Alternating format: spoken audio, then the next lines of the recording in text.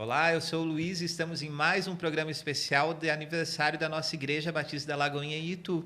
E eu tenho o prazer de receber a Glau. Tudo bem, Glau? Tudo bem? É uma honra para mim estar aqui com você. Estou muito feliz. Glau, você é totalmente envolvida na igreja. Em todas as programações nós vemos você ali. Me conta, qual é o seu prazer de servir na casa do Senhor? Então, para mim, assim, é um prazer, como você já disse. Eu cresci nesse ambiente de igreja e fui inserida desde a minha infância. Não me lembro de não estar na igreja, não me lembro de um final de semana onde minha família não estava na igreja. Então, eu cresci nesse ambiente, nessa realidade. Essa era a minha realidade. Por muitas vezes, na adolescência, fui obrigada a ir na igreja. Sabe aquela fase da rebeldia? Não quero ir hoje, não quero ir hoje. Minha mãe, não, você vai, você vai. Enquanto você estiver morando comigo, você vai. Então, assim, eu aprendi a amar a igreja. Aprendi a amar servir dentro da igreja. Aprendi a amar o ambiente de igreja, as pessoas que estavam ali, os ministérios. Eu posso dizer que eu já passei quase em todos os ministérios, servindo, amando. Também já servi em ministérios assim que não tinha nada a ver comigo, mas precisava de uma pessoa e eu estava lá servindo. Então, isso é uma coisa que faz parte da minha vida, faz parte de quem eu sou, do meu DNA mesmo, da pessoa que Deus me criou. Eu amo estar na igreja, eu amo servir as pessoas. E com o passar dos anos, né, você vai entendendo um pouco mais sobre o que é servir. Você vai entendendo o que de fato agrada o coração de Deus na questão de servir dentro da igreja. E eu tenho vivido isso na Lagoinha, essa questão de servir por algo maior, essa questão de servir com amor mesmo, de onde Jesus é o centro, independente do ministério que você está servindo, Jesus é o centro. Então, você pode servir aparecendo para muitas pessoas, como você pode servir nos bastidores, desde que o seu coração entenda que Jesus é o centro. Então, isso faz parte da minha vida. Quando foi que você teve um real encontro com o Senhor? Então, como eu disse, eu nasci num lar cristão, meus pais sempre foram cristãos, me ensinaram num caminho, cresci nesse ambiente de igreja. Quando eu tinha 11 anos, eu entendi que eu não podia só servir o Deus dos meus pais, mas eu tinha que servir o meu Deus. Então, eu tinha que ter esse entendimento de que Jesus ele não era só o Deus dos meus pais, mas ele era o meu Deus. Então, foi quando eu me decidi batizar mesmo, tinha 11 anos, eu me lembro até hoje. Foi foi 9 de junho de 1996, ô sangue de Jesus, hein? E foi num dia muito frio, assim, muito frio mesmo. Eu me decidi batizar. O meu batismo foi um marco, né? Qualquer hora eu conto qual foi o BO que aconteceu no meu batismo, mas marcou muito a minha vida, tanto a questão de me entregar para Jesus mesmo.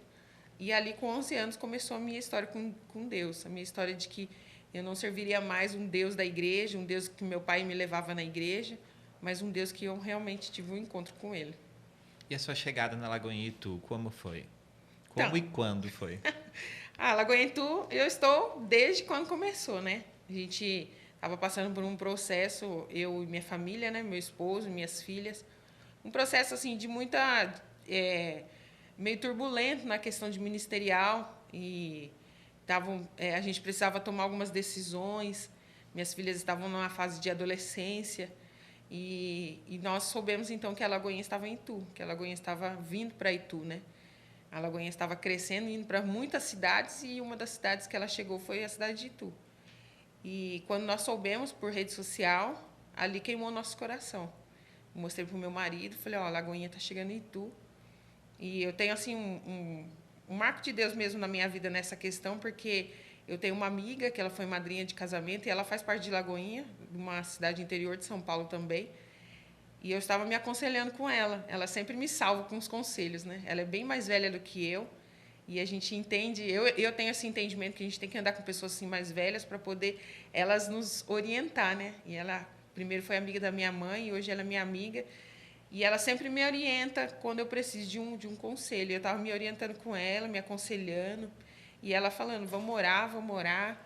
Qualquer coisa já começa um dia ser de Lagoinha através de vocês.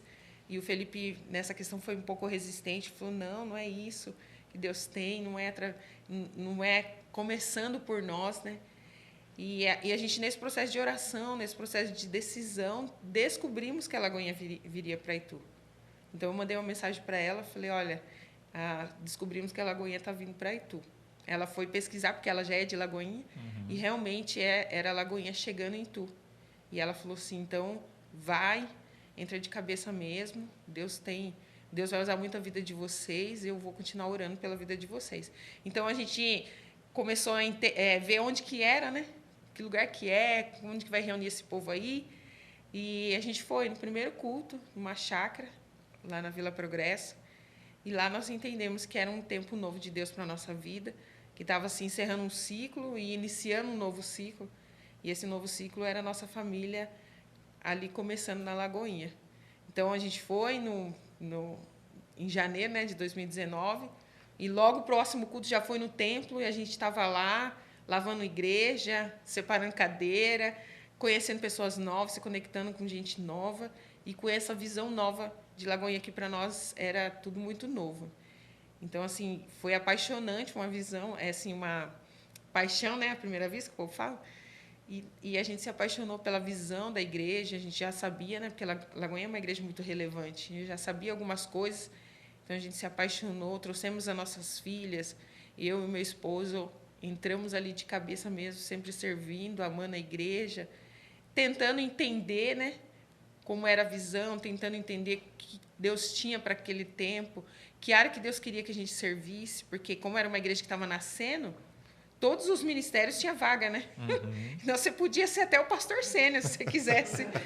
Mas a gente precisava entender, Deus, onde o Senhor quer nos usar? É no ministério de louvor, é no voluntariado, é no diaconato. Eu lembro que a gente serviu praticamente em bastante ministério no começo, que hoje a gente não está mais. Porque era um começo, a gente também não sabia o que fazer, não sabia qual direção Deus tinha para a nossa vida. E Deus foi, aos poucos, nos direcionando. Estamos aí na Lagoinha, vivendo esse novo todo dia. Dentro dos ministérios que você serve, você lidera a comunicação.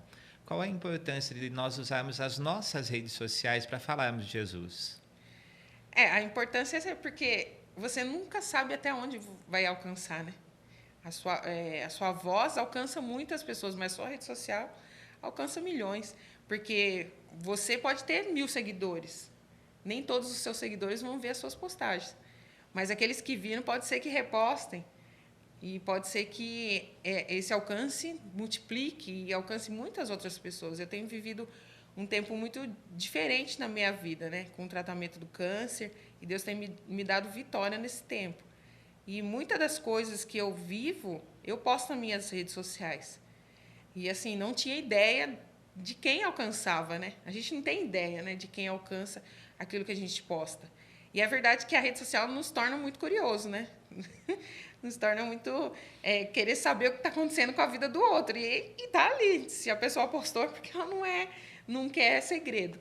E eu postei muitas vezes assim as coisas que Deus fez, os momentos, os detalhes de Deus nesse tratamento, os livramentos de Deus, os cuidados assim na questão de médico, na questão de consulta. E assim, eu tenho vários testemunhos de pessoas que me mandaram depois mensagem e essas pessoas falaram, viu, nesse dia eu estava muito mal, nesse dia eu estava precisando de uma palavra e eu entrei, eu vi você postando isso, isso e isso. Eu fui muito assim abençoada pela sua postagem. E pessoas assim que eu nunca imaginava que me acompanhava. Porque às vezes você segue determinadas pessoas, mas você não sabe se elas te seguem, entendeu? Ou você não sabe se elas veem as suas coisas. E outras te seguem que você também nem sabe. E muitas pessoas, assim, eu me lembro de exatamente uma menina que eu conheço há muitos anos, ela me segue e ela falou assim, eu estava passando por uma enfermidade, e eu posso julgar que a enfermidade era muito pior do que a minha, não era um câncer, mas era uma enfermidade assim, que paralisava ela mesma. E ela falou assim, no dia que eu estava no hospital, entrando para o CTI, eu fui sem saber o que ia acontecer comigo, se eu voltava. E quando eu voltei, no sábado de manhã, eu abri a minha rede social, eu vi você postando que até nos dias mais sombrios, Deus é presente na vida da gente. Você tinha acabado de fazer uma quimioterapia e tal. Tudo. E eu me fortaleci em Deus. Essa menina, ela não é cristã, ela é católica. E eu me fortaleci em Deus e eu falei, eu vou sair dessa. Eu vou sair dessa. E hoje ela saiu dessa. O médico falou que ela não ia andar mais, que talvez em 6 meses ela andaria de novo. Em menos de 3 meses ela conseguiu andar com fisioterapias, tudo. Então a fé dessa menina, assim, foi impulsionada através de uma postagem minha, entendeu? Eu fico muito feliz e glorifico a Deus por isso. Então as redes sociais, ela é algo que alcança assim a vida das pessoas. Há ainda muita resistência dentro das igrejas com relação à rede social. Com relação à foto, tem igreja que até fala, Lagoinha gosta de foto, né? Lagoinha gosta de vídeo.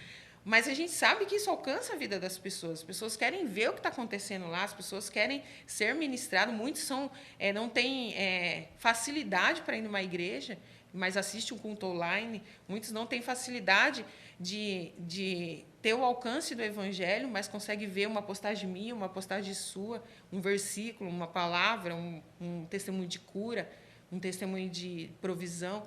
Então, assim, eu creio que a rede social veio assim para agregar mesmo no meio cristão. Claro que sabendo usar e usando para a glória de Deus, né? Eu te sigo e vejo que você fala sobre o seu tratamento. Conta para nós como você recebeu essa notícia e como você tem alimentado sua fé para passar por todo esse tratamento. Como eu recebi, não foi algo muito bom, não, né? Eu acredito que ninguém que recebe uma notícia de que você está sendo diagnosticado com câncer fica assim, vamos ver o que dá. Não, ao princípio a gente fica muito apreensivo. Eu fiquei muito impactada, assim, chocada, né, com a notícia. Eu não esperava, acho que ninguém espera. Existem pessoas assim que Deus fala, né? Deus, você vai passar por um grande deserto, uma enfermidade. Comigo Deus não falou nada, não. Então, eu estava vivendo, posso dizer que eu estava vivendo a melhor fase da minha vida, minhas filhas da igreja, meu esposo servindo ao Senhor, a nossa empresa dando tudo muito certo. Eu tinha começado uma faculdade e era algo que eu estava me aprofundando e estava gostando muito. Tinha também começado uma loja online e essa loja estava dando certo.